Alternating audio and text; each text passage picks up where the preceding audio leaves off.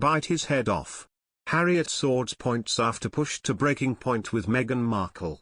The royal family has been the subject of controversial BBC documentary The Princes and the Press, presented by Amol Rajan. The first episode of the two-part programme, which aired yesterday, examined the relationship between the media and Prince William and Harry. It looked at how the princes have tried to manage the press and the tension between the roles they were born into and their desire for a private life.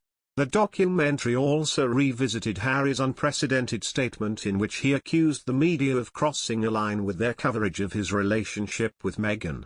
He claimed in an extraordinary 2016 statement that there had been racial undertones to the press coverage and feared for Meghan's safety.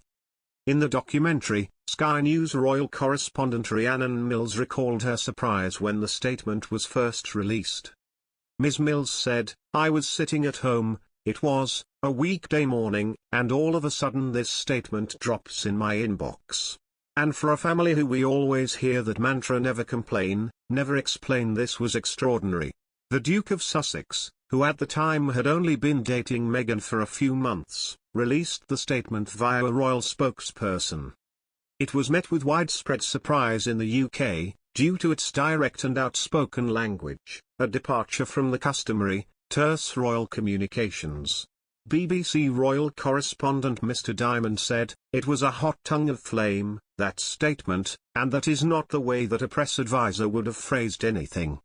And for a family who we always hear that mantra never complain, never explain, this was extraordinary." The Duke of Sussex, who at the time had only been dating Meghan for a few months, released the statement via a royal spokesperson. It was met with widespread surprise in the UK, due to its direct and outspoken language, a departure from the customary, terse royal communications. BBC royal correspondent Mr. Diamond said, "It was a hot tongue of flame, that statement, and that is not the way that a press advisor would have phrased anything." However, Harry felt compelled to do it. The speech was also unique in that it made a direct and public reference to a member of the monarchy's private life. "A line has been crossed in the last week," the statement alleged. Meghan has been subjected to a barrage of harassment and abuse. Some of it has been quite public, including a slander on the front page of a national newspaper, racial undertones in comment pieces, and blatant sexism and bigotry in social media trolls and web article comments. Nightmarish nightly legal fights to keep defamatory utterances were also addressed in the palace statement. Brinquire News Summary. It ended with a call for understanding of the Duke of Sussex's plight. It read, "He has asked for this statement to be issued in the hopes that those in the press who have been driving this story can pause and reflect before any further damage is done. He knows that it is unusual to issue a statement like this, but hopes that fair-minded people will understand why he has felt it necessary to speak publicly."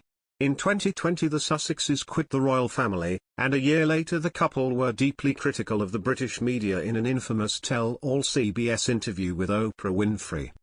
The rest of the firm have been in tension with the BBC since the release of The Princes and the Press, and in a rare move Buckingham Palace, Clarence House and Kensington Palace released a joint statement criticising the show. The three royal houses said the documentary had made overblown and unfounded claims, and that it was disappointing to give credibility to such claims. The joint statement said, "A free, responsible and open press is of vital importance to a healthy democracy.